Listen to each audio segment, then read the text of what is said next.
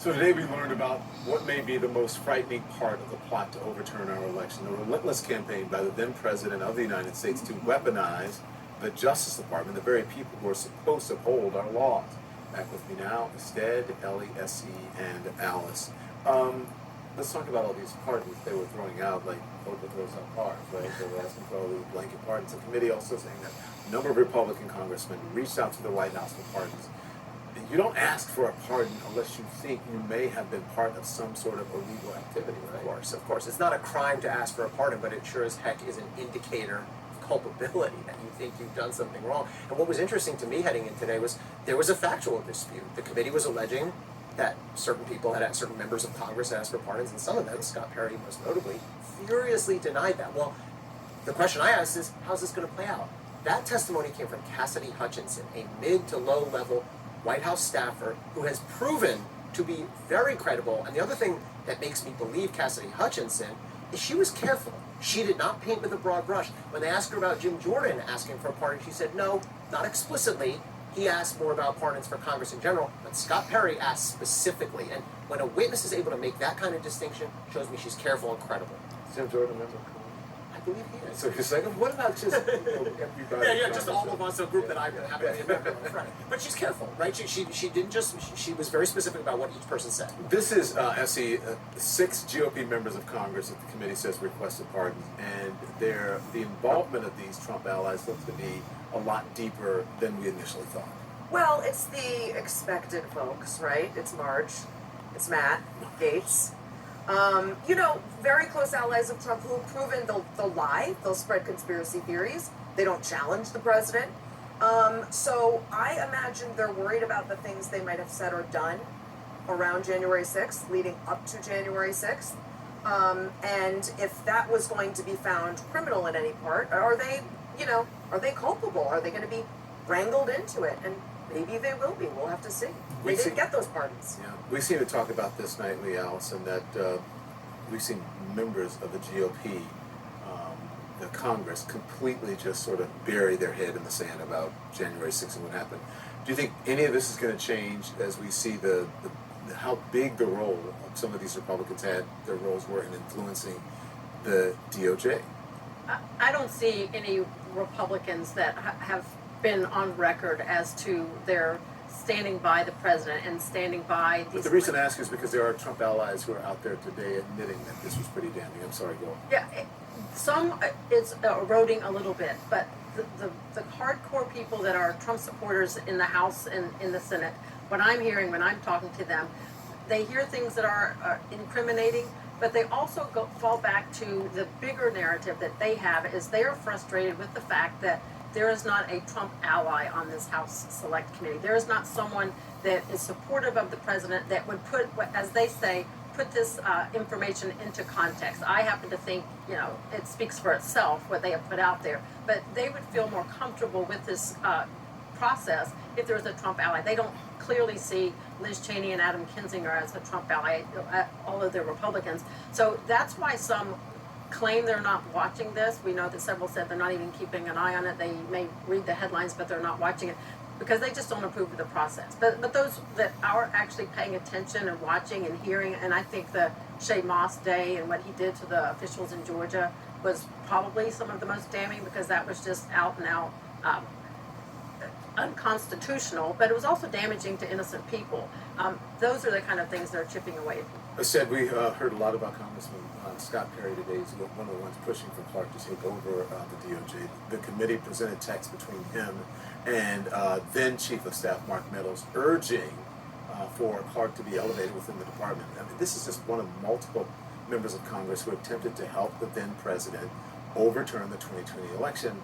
He still has his seat, which means the threat to democracy is still alive and well, unfortunately.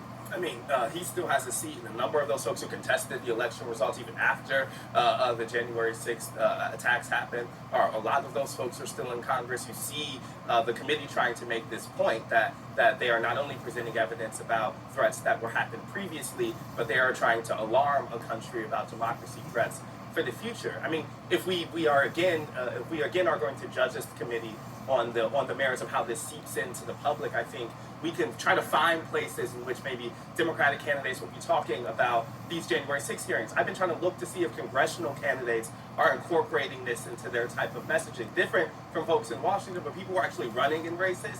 And we're not really seeing that yet. We're still seeing them try to focus more on those kind of what we would call kitchen table-y campaign issues. And we know that's not a judgment of what the committee is laying out. But I think that is a telltale sign that, at least to this point, it is not as if Democratic candidates yet think that this is a motivating a piece for their races. Now that could change, particularly as more and more evidence comes out. But right now, we're seeing this still be a legal question, a DC question, a factual question, but we're not really seeing it play into that kind of political motivation, at least from the candidates' perspectives, from what they're putting out there. When I got this news today, I just kept rereading it, going, wait a minute, am I actually reading what is going on? Because we have news tonight about Georgia State investigation into Trump's effort to overturn the 2020 election. Governor Brian Kemp will deliver a sworn, recorded statement to the special grand jury next month. What could that mean for this case? Is this big news? Well, the reporting has been that Donald Trump, consistent with what we heard today, tried to lean on Governor Kemp to call a special session of the Georgia legislature so they could, overturn the election. So, not a good day for Donald Trump and his people down in Georgia, but also, let's not forget, Jeffrey Clark got crushed today in Congress, but I'll tell you what's worse than that, having FBI agents show up at your house at 6 a.m. Wow. This is the news. Jeffrey Clark, the federal investigators, this was yesterday, raided the home of Jeffrey Clark. The raid was part of the DOJ's investigation into the efforts to overturn the 2020 election. What does that tell you about where the DOJ is at with their radar? It's a big step. There's no question. There's a lot we don't know, but there's some things we do know for sure. Number one, in order to get a search warrant as a prosecutor, you have to write out an affidavit establishing that you have probable cause to believe that a crime was committed. You have to then take that to a judge, and judges scrutinize these things. I've sat in judges' waiting rooms while they go through it and decide whether they agree. So we know DOJ believes that there's probable cause, not beyond a reasonable doubt, Clark committed a crime. We know a judge agreed with it. They went in, we don't know exactly what they took. Knowing this case, I would assume phones, computers, laptops, and they're going to dump all that info. And it's a bad omen for Jeffrey Clark. Not everybody who gets searched gets charged. Rudy Giuliani hasn't been charged yet, but it's a big step for DOJ. But we're hearing, this is happening here, and you have this piece over there, you have this piece over there. I mean, So much. Yeah. But this is what Jeffrey Clark is so fascinating. I'm already writing the movie because he's such a character. It's not like he came up as this Trumpy figure inside DC legal circles. He was really kind of obscure, and I came across this awesome quote that I'll just share from a friend of his, a colleague, who said, "This story kind of shocked me because this is not the Jeff I knew. I knew Jeff as a guy who really cared about the rule of law, and just a rumpled, thoughtful lawyer who's an intellectual, not a Machiavellian backstabber." I mean, this was a surprise for his colleagues to learn he had gotten corrupted into this scheme. I just find that so sounds like a fascinating. screenplay. doesn't It really does. it? It does. There's a lot of people that have fallen into that category. People of good character and reputation that have fallen to that way. I want to address the Brian Kemp questioning. Brian Kemp, governor of Georgia, the great state of Georgia, a Republican, like many that we've heard from, wanted Donald Trump to win, supported Donald Trump, and now he is providing what could, for all intents and purposes, be incriminating information against the president. Same with Brad Raffensperger, same with Rusty Bowers out in Arizona. The more we have Republicans that supported Donald Trump coming forth with information that's incriminating, that's not good. The same with Ivanka Trump. She has provided testimony that has been harmful. Bill Stepien, Jason Miller, and other people, Bill Barr. Republicans are providing actually more damaging information Wait, than you Democrats. mean this isn't a partisan witch hunt? Is that what you're saying? It's hard to believe. Thank you all.